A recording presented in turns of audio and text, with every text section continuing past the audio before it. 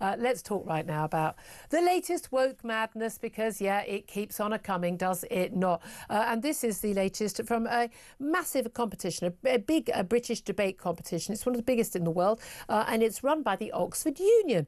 And the competitors at the debate competition, aged between 14 and 18, have been instructed by the organisers to specify whether they are he, she, they, etc. at the start of each round. They have to constantly do it. And anyone who fails to comply with the equity policy could face disqualification from the contest with immediate effect.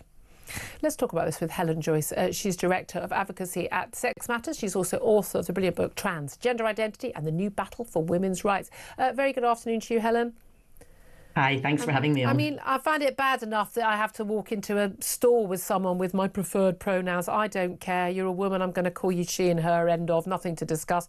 I use people's correct pronouns, not their preferred pronouns, which I think is polite and respectful to both them and to me and everyone else. But the idea that a 14-year-old who's been brave enough to get into this debate competition, to give their views, to make arguments, should be basically required to announce their pronouns, I find quite outrageous.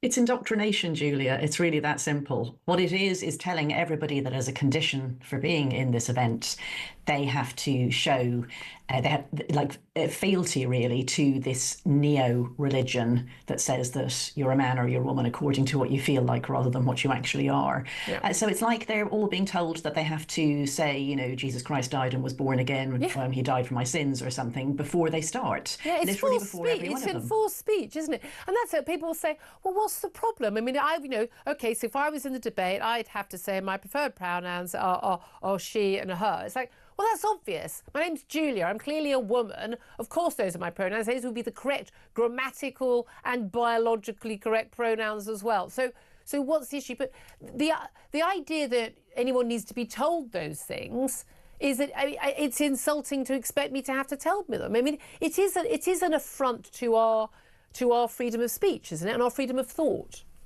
It absolutely is, and I highly suspect that it's not lawful even. Again, if we said that the only people who were allowed to be in this debate were people who were willing to state that they were devotees of Islam or devotees of the Catholic Church or something, and that if you're not one of those things, you're going to have to say something that proves that you are, pay lip service to it, we would see straight away how discriminatory this was. So this is discriminatory. They are discriminating against the great majority of people who don't think like this. Yeah.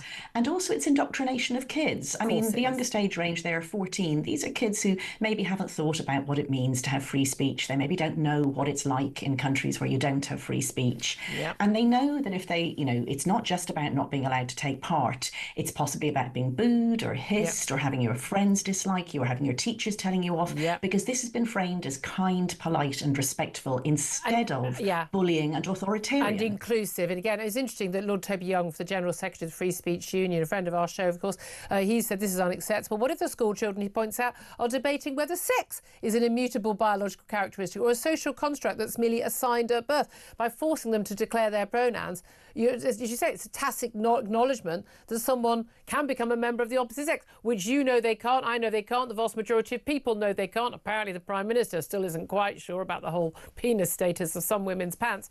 But I mean, this is the thing. It is forced on our kids. Most parents are completely unaware of how much gender ideology is now totally and utterly ingrained in the school system, in universities, and they just think, it's being nice. I know people who've got kids at nursery where they do pride events. Again, why sexuality is being brought up with 3-year-olds is an absolute mystery to me, that's for sure. So it shouldn't even be gay pride anyway. But I wouldn't be bringing up, mummy and daddy and how they make babies with a 3-year-old either. It's inappropriate. But I just find it very, very bizarre how this has been allowed to happen. And we know we've had some problems certainly at the Oxford Union, and a lot of, in fact, weirdly, same with America, an awful lot of the top academic institutions have been among the worst when it comes to pushing this ideology. But we need people to stand up to it. We know that academics who stand up to it often end up being pushed out, basically being told, your future, your career's over. We've seen what happened to Kathleen Stock at the University of Sussex having to leave. But we also know how hard it is for students, for pupils. But what we really need is some of them to just say, I will not say this, refuse to do it, and and we can start that trend, because we've seen that once and it's particularly women in young athletes, when they've just refused to play along with the madness of having to, box against a man or fence against a man, or recently play pool against a man, when they actually swim against a man in their own sex category, that when they actually stand up to it, it does make things change. Can I suggest some wording for any child or young person Yes. who is in a situation like that? What I would say if it was me is I would say, I use sex-based pronouns for myself and everyone else, and I'm fine with other people making their own decisions about what they use. Lovely. And see where that gets them. And that would be, I think, perfectly reasonable to everybody. This is what I do, and You do you. You do you. And that's the thing. But that's the thing, isn't it? When we're often told, often I have the reaction from people when it's on social media and conversations like this, they'll say, but why does it bother you? What's the problem for you? But it is a problem for us if people impose them and try and control our speech as well. Talk us through that. I mean, they are bullying. They don't realise they're bullying, but it's often the case that people who bully do it in the name of kindness. Yeah. They think that something's kind, so they try to force other people to do that thing in the name of being kind. But I mean, I just want to say, no, you be kind. Yeah. I have my own head. I have my own thoughts inside it. I'm not telling you how to use your words. Yeah. Please don't tell me how to use my words. And both of us can continue quite happily like that, just as I, an atheist, can get on with family members who are Catholic. Exactly. I talk to people of all different religions and none, and I would not expect them to try to make me follow their creed's practices, and I certainly don't try to stop them from following their creed's practices. No. We just have to learn to live and let live. And that used to be my side is willing to do that. Yes, and that was the thing. We're often told, well, on both sides there's been this. No, it really hasn't been. And in fact, I know a lot of women like you and me and others actually would have been using people's preferred pronouns, because we're trans people, or just because we wanted to be polite, wanted to be kind. And it's only when you get to a situation when it's forced speech, but also when a woman who's been raped is standing in court and being forced by a judge to refer to her rapist assailants as her and she, and say her penis.